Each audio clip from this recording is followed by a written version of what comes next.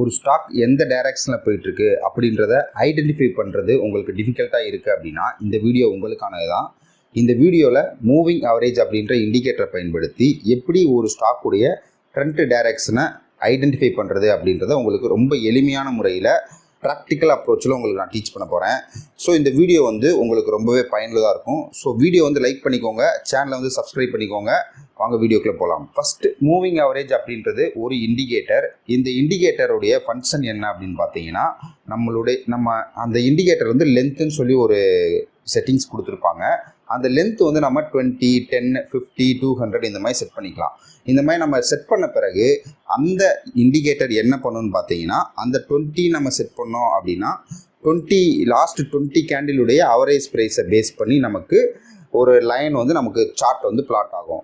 So அதை தான் நம்ம மூவிங் அவரேஜ்னு சொல்கிறோம். இந்த சார்ட்டில் இந்த லைன் மூலமாக நமக்கு என்ன பயன் அப்படின்னு பார்த்தீங்கன்னா, நமக்கு நாய்ஸஸ் ரெடியூஸ் ஆகும். அதாவது நமக்கு கேண்டில்ஸ்டிக் பார்க்குறப்போ அப் டவுன் ரெட்டு க்ரீன் இந்த மாதிரி கன்ஃபியூஸ்ட் பண்ணும் நம்மளை.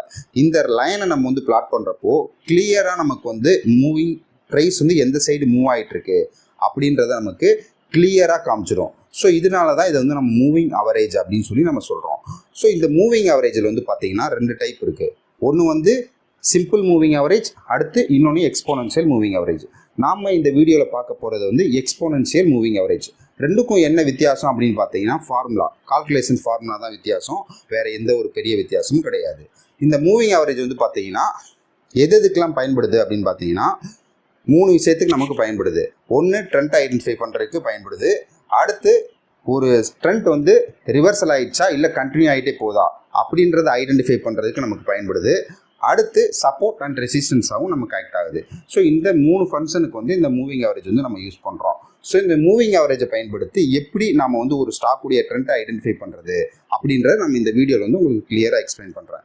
ஸோ இதுக்கு நம்ம ஃபஸ்ட்டு ஓப்பன் பண்ண வேண்டியது ட்ரேடிங் வியூ பிளாட்ஃபார்ம். இப்போ நம்ம ட்ரேடிங் வியூ பிளாட்ஃபார்ம் ஓப்பன் பண்ணிட்டோம்.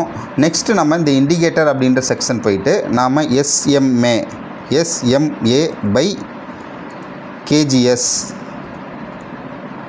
அப்படின்னு டைப் பண்ணோம் அப்படின்னா ஃபஸ்ட்டில் இங்கே வரும். அதை நம்ம கிளிக் பண்ணோம் அப்படின்னா நம்மளுடைய சார்ட்டில் இந்த இண்டிகேட்டர் பிளாட் ஆயிரும். ஸோ இந்த இண்டிகேட்டர் கஸ்டமைஸ்டு ஒரு இண்டிகேட்டர். நம்மளுடைய ட்ரேடிங் வியூ பிளாட்ஃபார்ம் பார்த்தீங்கன்னா ஒன்லி 2 இண்டிகேட்டர் ஆட் பண்ணுற மாதிரி தான் அவங்க ஆப்ஷன் கொடுத்துருக்காங்க. இப்போது நம்ம செப்பரேட்டாக EMA அப்படின்னு சொல்லி டைப் பண்ணோம் அப்படின்னா அது நம்மளால் 2 EMA லைனுக்கு மேலே நம்மளால் பிளாட் பண்ண முடியாது. ஸோ அதுக்காக தான் இந்த கஸ்டமைஸ் இண்டிகேட்டரை நம்ம பயன்படுத்துகிறோம்.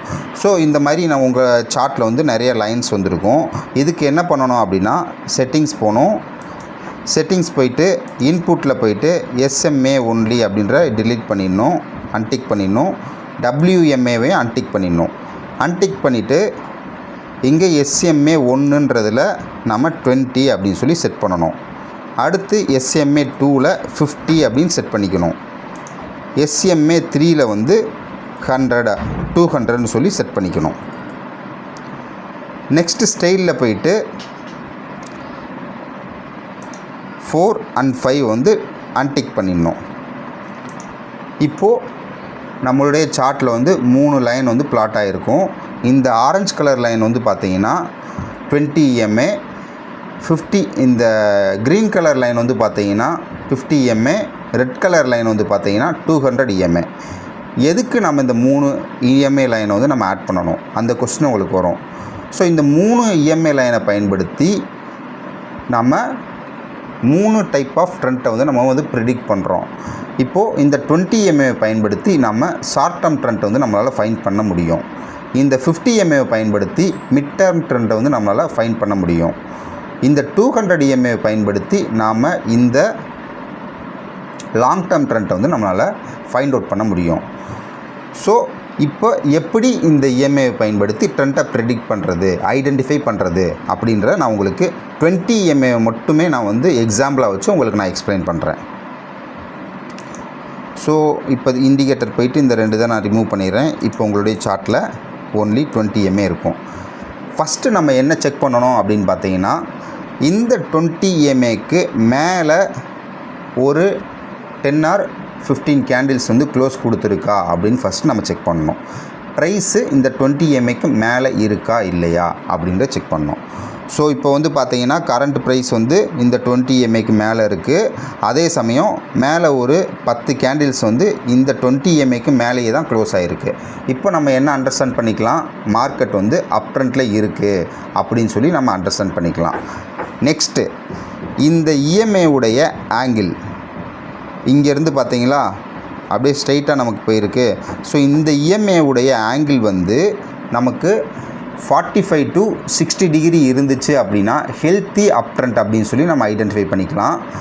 60 அபோவ் இருந்துச்சு அப்படின்னா ஸ்ட்ராங்காக ஒரு ரேலி கொடுத்துருக்காங்க, ஒரு ஸ்ட்ராங்கான அப் ட்ரெண்ட் வந்து கண்டினியூ ஆக போகுது அப்படின்னு சொல்லி நம்ம அண்டர்ஸ்டாண்ட் பண்ணிக்கலாம். அடுத்து 30 டிகிரிக்கு பிலோ 30 or 20 டிகிரிக்கு பிலோ இருந்துச்சு அப்படின்னா நம்ம இதை ஒரு சைட்வேஸ் மூமெண்ட்டில் மூவ் ஆகிட்டுருக்கு அப்படின்னு சொல்லி நம்ம அண்டர்ஸ்டாண்ட் பண்ணிக்கணும். ஸோ இந்த 30 to 60க்குள்ளே இருந்துச்சு அப்படின்னா நம்ம ஒரு ஹெல்த்தியான ஒரு 30 to 45 டிகிரிக்குள்ளே இருந்துச்சு அப்படின்னா இப்போ தான் ட்ரெண்ட் வந்து ஸ்டார்ட் ஆகிருக்கு, இனிஷியேட் ஆகிருக்கு அப்படின்னு சொல்லி நம்ம அண்டர்ஸ்டாண்ட் பண்ணிக்கணும். ஸோ இப்போ இதை வந்து பார்த்தீங்கன்னா நமக்கு எவ்வளோ டிகிரி ஆங்கிளில் இருக்குது, ஆல்மோஸ்ட் 60 டிகிரி ஆங்கிளில் வந்து இருக்குது.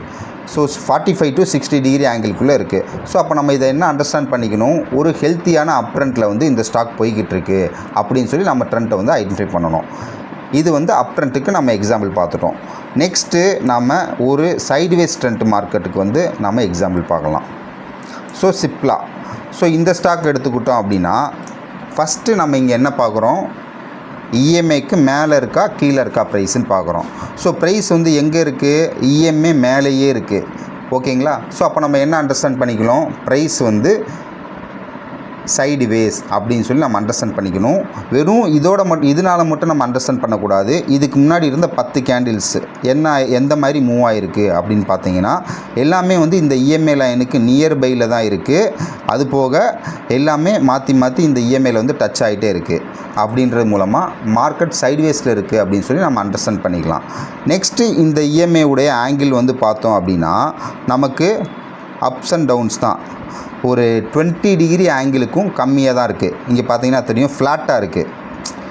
ஸோ இப்படி ஃப்ளாட்டாக இருக்கிற பட்சத்தில் நம்ம என்ன அண்டர்ஸ்டாண்ட் பண்ணிக்கணும், இங்கே இருங்க ஃப்ளாட்டாக தான் இருக்குது, ஃப்ளாட்டாக தான் இருக்குது.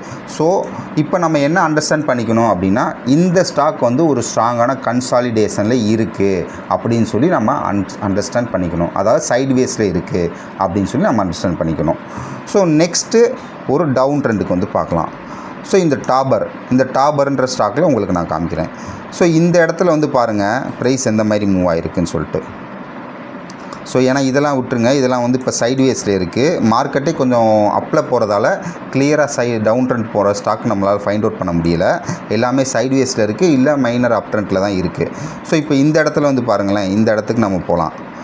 ஸோ ப்ரைஸ் வந்து இந்த இடத்துல இருக்கிறப்போ நம்ம எப்படி செக் பண்ணணும், ப்ரைஸ் வந்து கீழே இருக்கா, EMAக்கு கீழே இருக்குது. ஸோ அப்போ நம்ம என்ன அண்டர்ஸ்டாண்ட் பண்ணிக்கலாம், டவுன் ட்ரெண்ட். அடுத்து மல்டிபிள் கேண்டில்ஸ் கீழே இருக்கான்னு பார்க்குறோம். நிறையா கேண்டில்ஸ் வந்து இந்த 20 EMAக்கு கீழேயே இருக்குது. இந்த EMA லைனுக்கும் இந்த ப்ரைஸுக்கும் உள்ள டிஃப்ரென்ஸே நல்ல ஹெவியாக இருக்குது. ஸோ இப்போ நம்ம என்ன அண்டர்ஸ்டாண்ட் பண்ணிக்கலாம், மார்க்கெட் வந்து ஒரு டவுன் ட்ரெண்டில் இருக்குது அப்படின்னு சொல்லி அண்டர்ஸ்டாண்ட் பண்ணிக்கலாம்.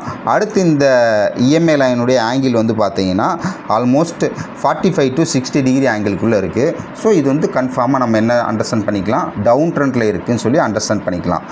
ஸோ இப்போது உங்களுக்கு எளிமையாக புரிஞ்சிருக்கும் எப்படி ஒரு ட்ரெண்ட் மூவிங் ஆவரேஜை பயன்படுத்தி ட்ரெண்ட்டை ஐடென்டிஃபை பண்ணுறதுன்னு சொல்லிட்டு. ஸோ இதை வந்து மல்டிபிள் மூவிங் ஆவரேஜஸ் இப்போ நான் வந்து 20 EMA 50 EMA 200 EMAன்னு சொல்லி உங்களுக்கு நான் காமிச்சிருந்தேன்.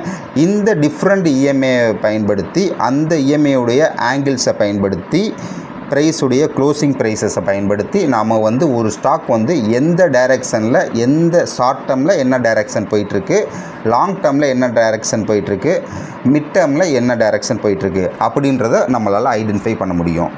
ஓகே, இந்த வீடியோ வந்து உங்களுக்கு யூஸ்ஃபுல்லாக இருந்திருக்கும் நான் நினைக்கிறேன். அடுத்த வீடியோவில் இந்த EMA லைன்ஸை பயன்படுத்தி எப்படி நம்ம வந்து ஒரு ஸ்டாக் ட்ரெண்ட் ரிவர்சல் ஆயிருச்சா இல்லை ட்ரெண்ட் கண்டினியூஷன் போய்கிட்டு இருக்கா, இதில் எந்த இடத்துல நம்ம என்ட்ரி எடுக்கிறது அப்படின்றத நான் அடுத்த வீடியோவில் உங்களுக்கு நான் வந்து டீச் பண்ணுறேன். ஸோ சேனலை வந்து சப்ஸ்கிரைப் பண்ணிக்கோங்க. இந்த வீடியோ பற்றின கருத்துக்களை கமெண்ட் பாக்ஸில் தெரிவிங்க. இந்த வீடியோ பிடிச்சிருந்தது அப்படின்னா வீடியோ வந்து லைக் பண்ணிக்கோங்க. ஸோ நம்ம அடுத்த வீடியோவில் பார்க்கலாம். தேங்க்யூ ஃபார் வாட்சிங்.